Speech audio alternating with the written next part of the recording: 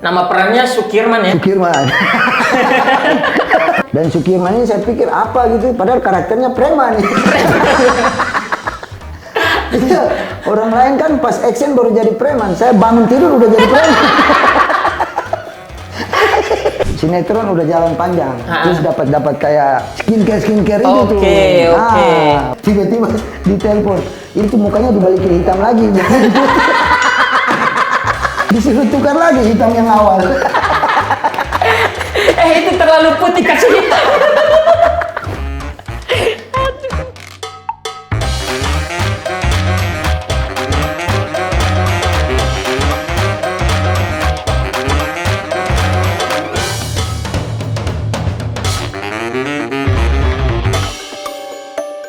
Halo, saya Ubi Mesak. Selamat datang di Ocehan Debt Collector. Tempatnya ngobrolin seputar hutang. Karena sebenarnya acara ini juga masih ngutang. Pokoknya hari ini bakal seru sekali karena kita sudah kedatangan seseorang yang begitu spesial buat saya dan mungkin buat penonton semua yang ada di rumah ya. Ini dia adalah Reno Lawalata. Terima kasih Reno Lawalata sudah menyempatkan waktunya untuk datang ke sini. Sama-sama Pak Ubi. Kenapa Pak Obi? Tiba-tiba jadi kayak pejabat DJPPR Kementerian Keuangan saya. Tapi Bung Renol kesibukannya lagi sibuk apa nih? Kesibukan live TikTok. Mantap, live TikTok pagi, siang, malam. Saya buka TikTok ada Reno Lawalata terus. Harus cuan terus ya. Harus. Dimanapun ada kesempatan buat cuan, kita cuan ya. Mantap. Tapi Bung Renol ini kan orang stand up comedian ya basicnya ya. Betul. Awalnya apa yang men-trigger seorang Reno Lawalata untuk terjun ke dunia stand up comedy?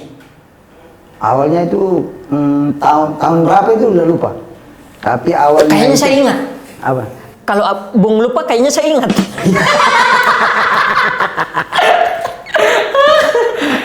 Tahun berapa? Tahun berapa itu lupa.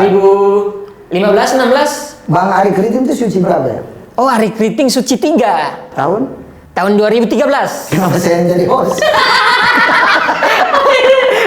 Anda bisa aja ya. Anda bisa aja mengambil alih program saya.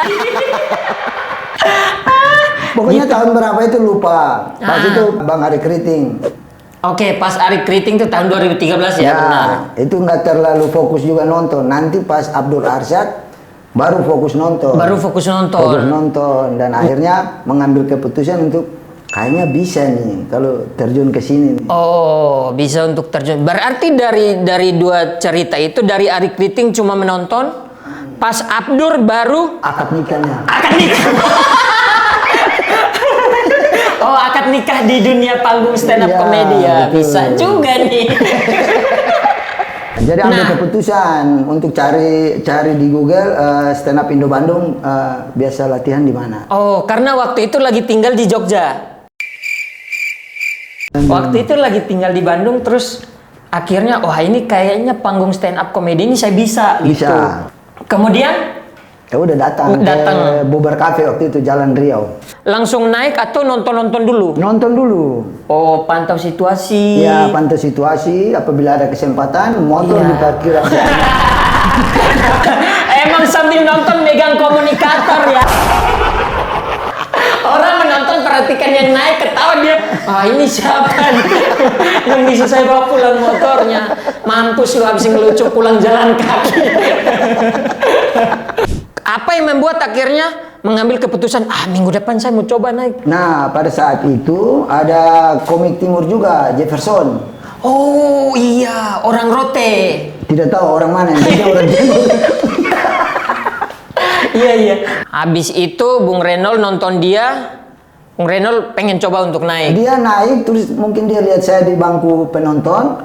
Dia mulai kayak roasting saya begitu. Oh, riffing. Ya. Padahal dia sudah lihat. Oh, saya Bang, kenapa di sini? Kan biasanya di parkiran. Gitu-gitu. Oh, akhirnya bagaimana ceritanya, Bu? Ya, akhirnya dia kayak nge-ripping, kayak roasting begitu. Terus Akhirnya sama MC-nya pas dia habis perform, MC-nya undang tarik saya bawa ke atas. Oh iya Ke atas iya iya. panggung. Lalu tanya saya tujuan datang di sini cuma mau nonton apa mau bagaimana. Lalu saya bilang saya pengen belajar stand up. Oh, waktu itu yang ngajak naik ke panggung tuh MC-nya siapa? Mangkuns. Oh, Mangkuns Kurniawan. Iya. Iya. Oh, mantap. Langsung hari itu disuruh coba stand up, tapi saya masih bawa materi-materi kodian, cerita-cerita mob gitu. Cerita mob ya, cerita-cerita anekdot. Karena belum tahu struktur stand up itu kayak bagaimana. Oh iya. Oke, akhirnya gabunglah di stand up. Kayaknya Bung Reynold tidak lama langsung masuk TV deh. Saya 1 tahun 8 bulan kalau tidak salah. Oh, 1 tahun 8 bulan langsung masuk TV itu 2018. 2017 masuk TV ya. Main sinetron ya? Main sinetron. Nah, apa yang awalnya kan dari stand up di TV, kemudian apa yang membuat sampai ada jalan untuk kebuka ke acting sinetron? Sebenarnya dulu itu kayak yang tidak kepengen main sinetron. Karena ya masih cari nama gitu loh. Jadi pengennya itu layar lebar terus, layar lebar. Oh, pengennya layar lebar. Sempat layar lebar dong? Iya, sempat layar lebar dulu. Habis itu Covid, udah nggak ada kerjaan. Tawaran masuk sinetron. Ya udah sikat aja karena posisi anak juga mau kuliah waktu itu. Oh, iya betul ya. Sinetronnya ini ya, Amanah Wali. Iya, Amanah Wali. Nama perannya Sukirman ya? Sukirman. Nah, ini lagi. Ada orang timur namanya Sukirman. Iya, memang. Itu aja udah aneh tuh. Orang di sana namanya Yakobus. Iya.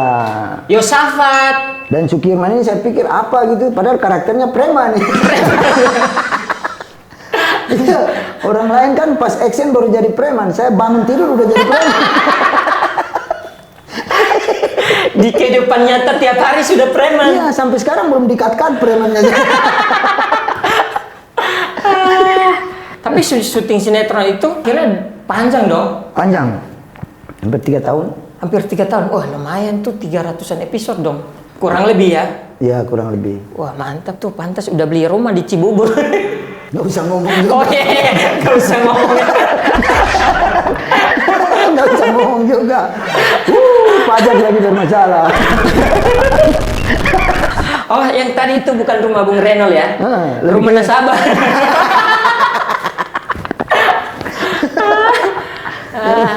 Gokil. Nah, sebenarnya kita itu kan orang timur ya, kalau masuk dunia acting itu kan perannya pasti itu aja. Kayak saya tuh dulu pernah dapat di tukang ojek pengkolan, jadi keamanan lingkungan, hansip. Terus kita tuh biasanya tidak jauh dari penjahat ya, kayak tadi preman, keamanan. Pokoknya yang jahat-jahat di sinetron itu orang timur cocok. Padahal kita juga sebenarnya pengen gitu. Iya, pengen. Peran-peranin yang kayak misalnya AADC. AADC itu apa? Itu yang ada apa dengan cangkul? Saya pikir ada apa dengan debt collector. Itu ADD dong. Oh iya, ADC. Ada apa dengan debt collector ya? Ada apa dengan debt collector? AADDC. Nah, AADDC. Iya. Perannya di situ jadi preman ya? jadi preman. Preman pasar. Ya, preman yang mau bertobat. Preman yang mau bertobat. Ya. Sampai sekarang sudah tobat? Belum. Nah, tanggapan Bung Reynold nih sebagai orang timur yang sudah berkecimpung, apalagi menurut saya Bung Reynold adalah orang timur yang strippingnya pernah lebih panjang gitu. Ya, kalau bagi saya itu kan pasti semua orang punya harapan tuh. Maksudnya untuk mengangkat juga kita orang timur. Pengennya satu saat kalau misalnya ada judul yang menyangkut dengan cerita timur, ya bawalah orang-orang timur yang untuk jadi peran-peran utamanya gitu loh. Betul. Karena yang menjadi keresahan kita orang timur juga adalah kenapa orang timur tidak pernah dikasih kesempatan untuk memainkan peran lain selain peran-peran yang tadi gitu. Karena sebenarnya kalau dikasih kesempatan kita juga punya kemampuan gitu.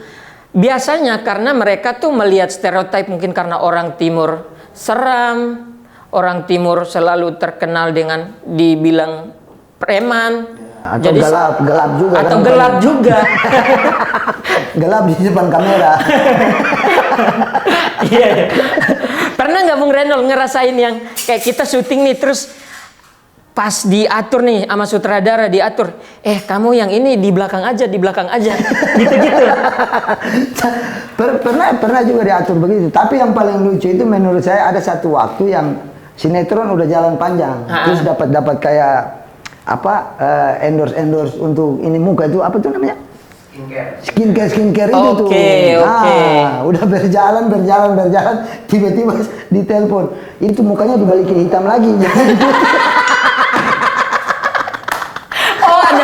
Ada produk masuk. Iya, makanya kan ada endorse tuh. Iya. Disuruh tukar lagi hitam yang awal. Itu terlalu putih, kasih hitam. Aduh, kenapa ya? Saya juga punya pengalaman nih. Pengalaman saya adalah saya itu waktu COVID itu kan, sebelum COVID itu kan syukurlah ada syutingan walaupun tidak panjang ya, sinetron 20-30 episode mah dapat nih. Cuman pas pandemi itu kan saya cukur rambut ya, botak. Itu benar-benar 1 tahun tidak dapat syutingan. Alasannya karena apa? Kamu cukur rambut. Soalnya kayak mungkin karakter kita itu yang diperlukan. Iya. Memang itu pembantu ya, membantu. Jadi saya berpikir sampai sekarang kalau saya putih tidak laku.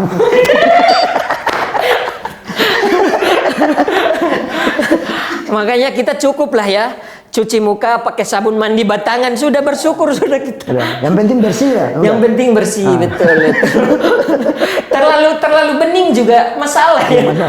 Dompet bisa kering. Anak bini tidak bisa makan gara-gara kita bening. Terus Bung Renol di samping kesibukannya bikin konten soal cerita tentang leasing. Betul. Nah, dulu kan Bung Renol ini memang the real debt collector. Masa ada program debt collectoran ini debt collector ngaku-ngaku. Nah, ini yang benar. Bung Renol sekarang bikin cerita debt collector, pokoknya tentang leasing lah. Apa yang membuat Bung Renol mungkin ada keresahan kah atau apa yang men-trigger akhirnya setelah dari dunia stand up bahas debt collector, bahas soal leasing, akhirnya pindah ke acting, sempat ditinggalkan, kemudian sekarang bahas lagi cerita tentang leasing. Apakah ada keresahan yang pengen banget nih saya omongin? Iya, betul. Karena kalau saya lihat sekarang itu orang makin tidak terlalu paham dengan yang namanya struktur leasing itu. Oke. Jadi seakan-akan profesi debt collector ini dianggap preman. Betul. Profesi debt collector ini selalu salah kalau melakukan tindakan gitu. Makanya saya pengen kembali mengangkat cerita ini gitu loh, supaya di sini kita sama-sama memahami begitu loh. Iya.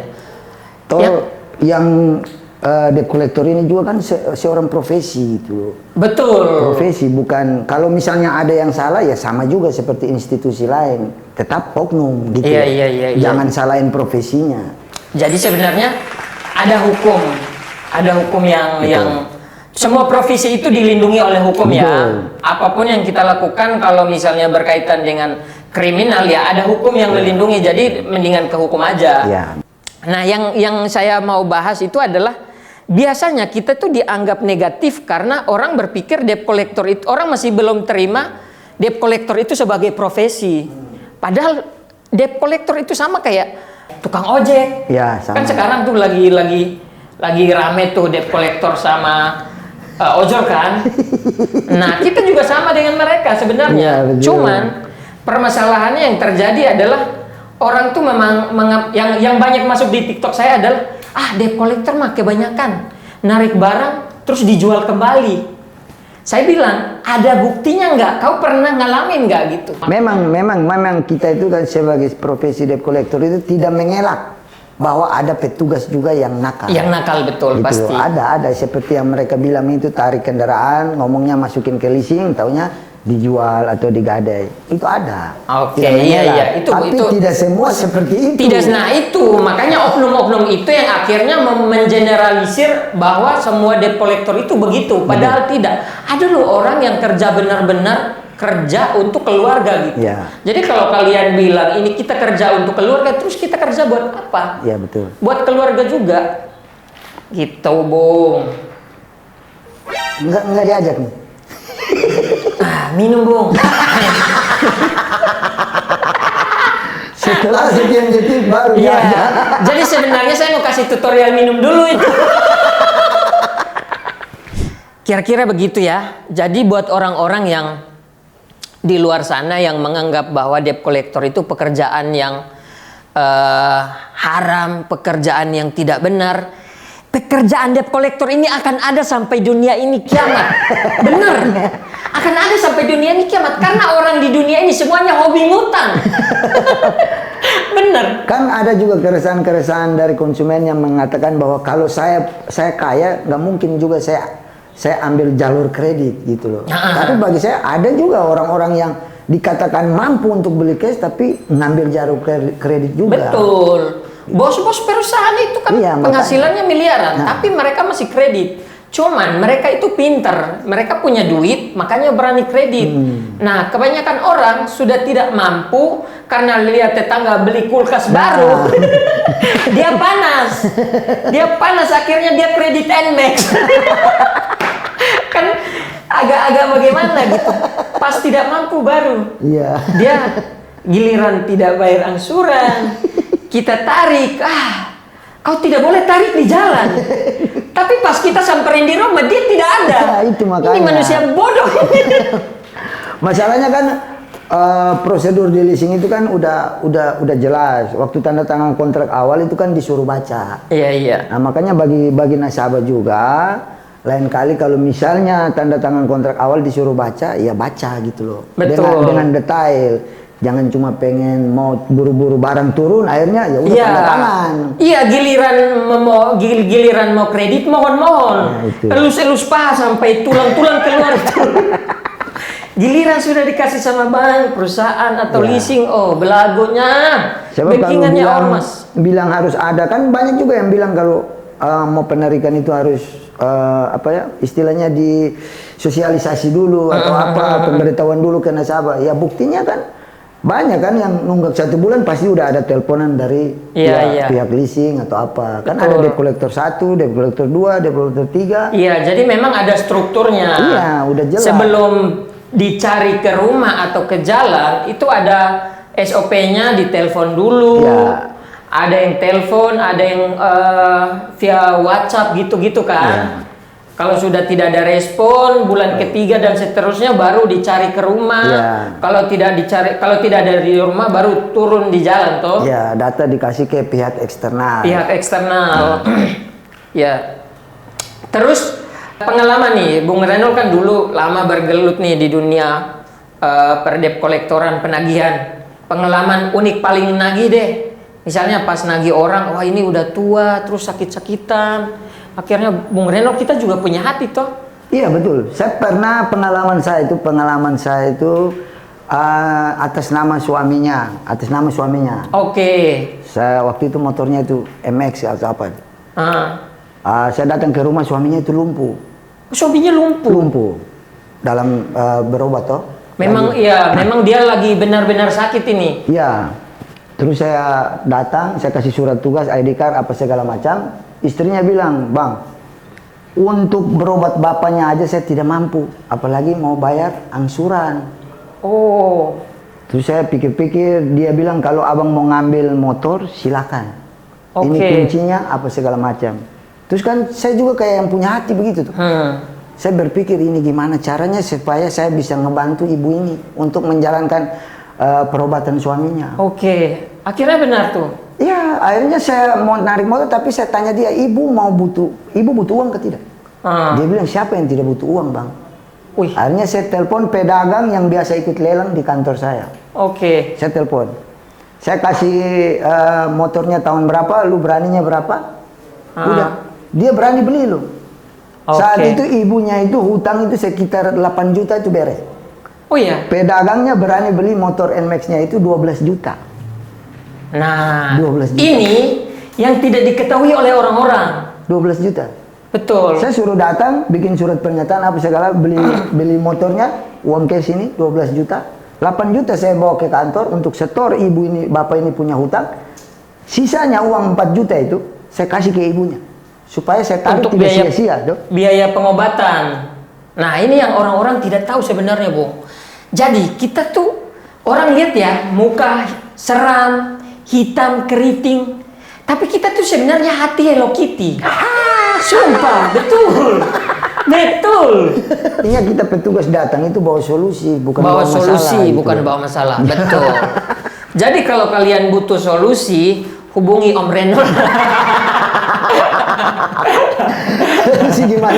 Gimana cara menghindar dari saya? Nanti dikasih tahu sama dia. Nah, ini ada beberapa berita, Bung. Soal dunia akibat dampak juga dari hutang piutang nih. Gegara dicuat kisah tagih hutang 20.000, pria ini ditusuk teman sendiri.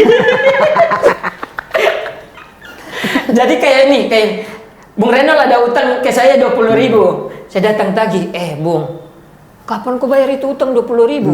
Bung Renol tidak bayar, saya tusuk. Perkara utang 20.000, bunuh teman. Kalau saya lihatnya yang begini, maksudnya kalau berita besarnya itu cuma lihat bahwa utang 20.000 itu nusuk teman. Iya, iya. Tapi kita nggak pernah lihat di belakang akar permasalahan itu apa gitu. Betul. Loh. Misalnya 20.000 ini kalau dia misalnya tagih nggak dapat, dia mati. Betul, bisa jadi. Iya, iya, iya. Kita nggak pernah tahu itu. Iya. Dia mungkin saking butuhnya itu 20.000, akhirnya dia sikat temannya sendiri dan alhasilnya 20.000 jadi tahanan 20 tahun. Jadi lain kali kalau mau tusuk orang jangan yang utang 20.000, yang 2M. Terima kasih buat semua penonton yang sudah menonton acara ini. Kita closing ya. Saya bingung closingnya seperti apa, tapi ya sudah. Terima kasih teman-teman sudah menonton. Terima kasih Bung Renol sudah datang. Intinya saya host magang.